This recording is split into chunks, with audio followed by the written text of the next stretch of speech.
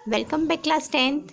आज हम chapter number 12 झबक ज्योत उस लेसन को समझने जा रहे हैं। ठीक है, तो लास्ट वीडियो में हमने इसकी समरी देख ही ली है, समझ भी ली है कि भाई इसमें पिता और पुत्र का संघर्ष है, झगड़ा है कि एक जो पुत्र है वो स्वातंत्र्य के लिए लड़ना चाहता है, अपने देश के प्रति उसको प्यार है, और दूसरी तरफ जो पिता है वो अंग्रेज़ की नौकरी करके वहाँ पे उनकी गुलामी करके खुश है।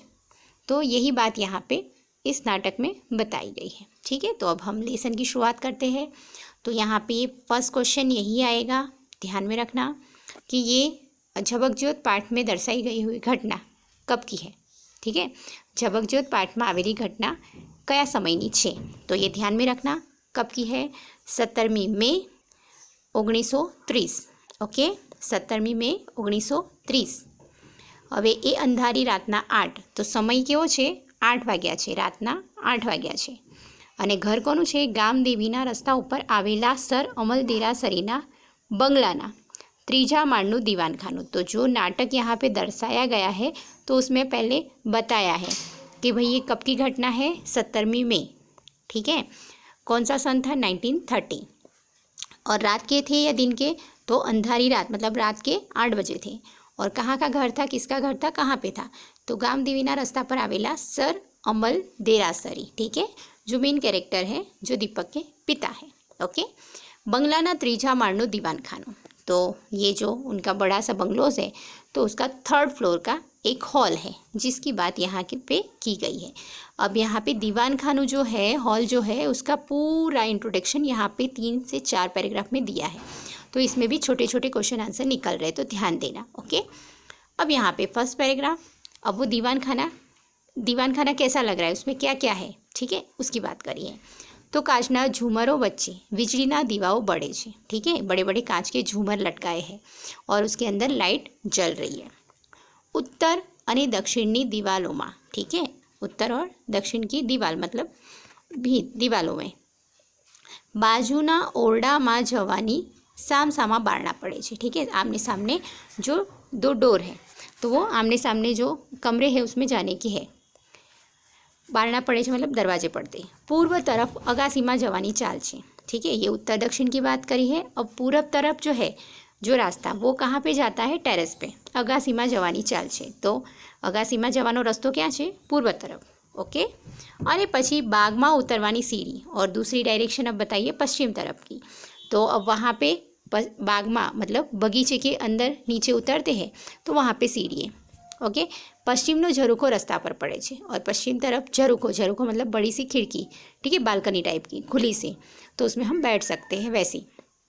तो पश्चिम तरफ शू है? झरूखो है, जे रास्ता पर पड़े छे। तो आने जाने वाला रोड वहाँ पे दिखता है, बड़ा सा एक रोड है उसकी, वहाँ पे झरूखा। ओके, तो यहाँ पे उत्तर दक्षिण पूरब पश्चिम चारों दिशा की बात कर दी है। ठीक है, तो स्टार्टिंग कैसे? कांच के झूमर के द्वारा लाइटिंग है, रात के 8 बजे है और बहुत चकाचौंध रोशनी उनके दीवान खाने में है। अब दूसरी बात है उनके कमरे की। भाई वही दीवान खाने की बात कर रहे हैं, मगर अब उसमें क्या क्या लगाया है, कैसे सोफ़े है, कैसे गालीचे है, ठीक है, उसमें क्या क्या कौन से गमले रखे हैं, वो सारी बातें। ओरडानी लादी ऊपर कश्मीरी गालीचो छे। लादी मतलब नीचे का फर्श जो होता है वो, ओरडो मतलब कमरा। ओके, तो कमरे का जो फर्श है तो उसके ऊपर कौन से गालीचे, कारपेट कौन सा बिछा है? कश्मीरी। ओके, कश्मीरी गालीचो बिछावेलो छे। खूणाओनी घोड़ियों ऊपर, घोड़ी मतलब कौन? ये घोड़ा और घोड़ी होती है वो नहीं, घोड़ी मतलब एक स्टैंड टाइप का होता है। ठीक है, तो खूणा मतलब घर के कॉर्नर साइड। खूणाओनी घोड़ियों ऊपर ग्रीक पुतड़ा गोठव्या छे। ठीक है, क्योंकि ये अंग्रेज वहाँ के अधिकारी थे तो उनके वहाँ पे ये ग्रीक, ठीक है, बाहर के पुतले ऐसे लगाए हुए थे। कहाँ पे? खूणाओनी घोड़ियों पर कि कॉर्नर पे ऐसे स्टैंड होंगे जिसके ऊपर ये पुतले लगाए थे। नेक्स्ट है भीतनी अढ़ेली ने लाल मखमलना सोफा मूक्या छे। दीवार से टच करके, भीत मतलब दीवार, अढ़ेली ने मतलब टच होकर, लाल मखमली तो मखमल के लाल कलर के, ठीक है, लाल रंग के सोफ़े वहाँ रखे हैं। ये सारे पॉइंट याद रखना। ओके, उसके बाद है वच्चे एक मोटू टेबल है, बीच में एक कांच का टेबल होगा, बड़ा टेबल होगा, एनी ऊपर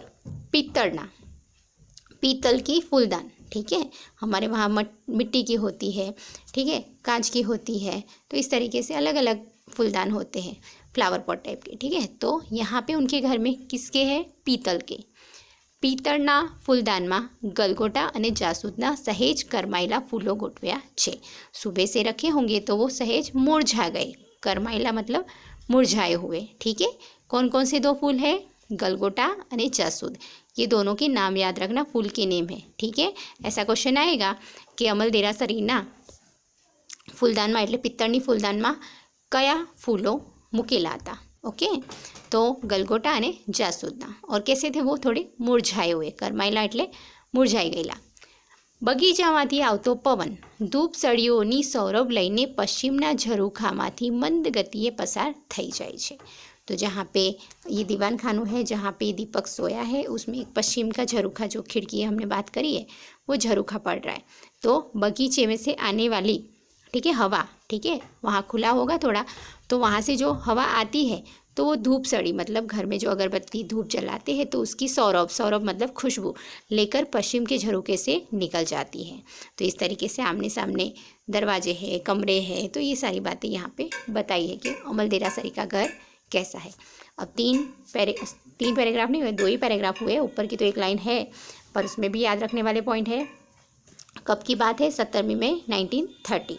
ओके, अमल देरासरी का बंगले का कौन से माले पे की बात करी है? 3rd फ्लोर की, ठीक है। बीच में कैसे झूमर लटक रहे हैं? कांच के झूमर। उसमें क्या जल रहे? दीवाओ, વીજળીના દીવા मतलब लाइट। ओके, नेक्स्ट है ओरडानी लादी पर केवा गालीचा छे? कश्मीरी। खूणानी घोड़ीओ पर शुं छे? ग्रीक पूतळा। बीतने अडेलीने केवा सोफा मूक्या छे? तो लाल मखमली सोफा। वच्चे टेबल पर શેની ફૂલદાન છે? પિત્તળની। અને પિત્તળની ફૂલદાનમાં શેના ફૂલ છે? गलगोटा અને जासूद। तो इस तरीके से सारे छोटे छोटे पॉइंट बनकर एक लॉन्ग क्वेश्चन बनेगा, ठीक है।